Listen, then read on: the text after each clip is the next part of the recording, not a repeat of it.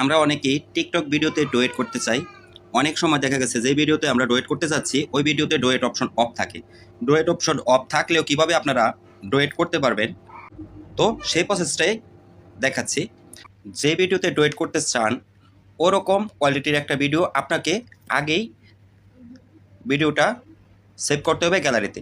সেটা আপনি টিকটক দিয়েও বানাতে পারেন, এমনিতে যে ক্যামেরা আছে মোবাইলের ওই ক্যামেরা দিয়েও আপনি ওই কোয়ালিটির একটা ভিডিও বানিয়ে রাখতে পারেন।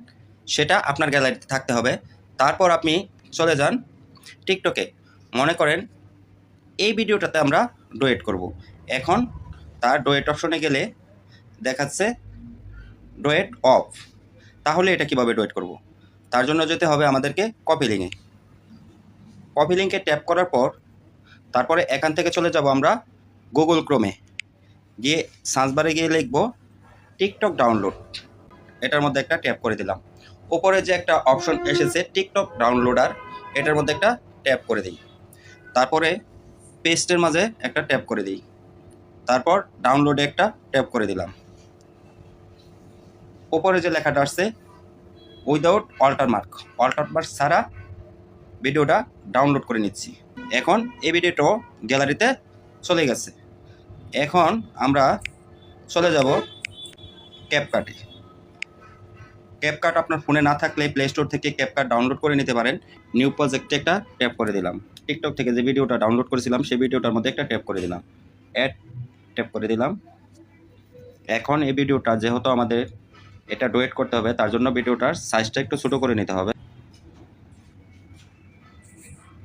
অর্ধেক করে নিলাম। তারপরে অ্যাড ওভারলিতে একটা ট্যাপ করে দিলাম। আমি যে ভিডিওটা শ্যুট করেছি সেই ভিডিওটা এখান থেকে সিলেক্ট করে দিলাম। সিলেক্ট করে দেওয়ার পর এই ভিডিওটাকে ওই ভিডিওর সাইজ মতো নিয়ে যাব। এখন আমরা এখানে এই ভিডিওটাকে রাখলাম। তারপরে এই ভিডিওটার উপর একটা ট্যাপ করে দিলাম। তারপরে মার্কস, নিচ থেকে খুঁজতে থাকবেন মার্কস একটা ট্যাপ করে দিন। এখন মার্কসটাকে এভাবে ঘোরান।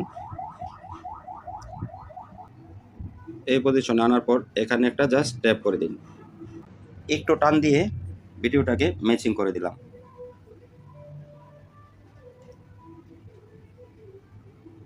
তারপর আবার এই ভিডিওটাতে একটু ট্যাপ করে দিলাম। ট্যাপ করে দিয়ে ভিডিওটা একটু বড় করে নিলাম। এখন আমরা চাইলে এটার সাউন্ডটা ঠিক করে নিতে পারি।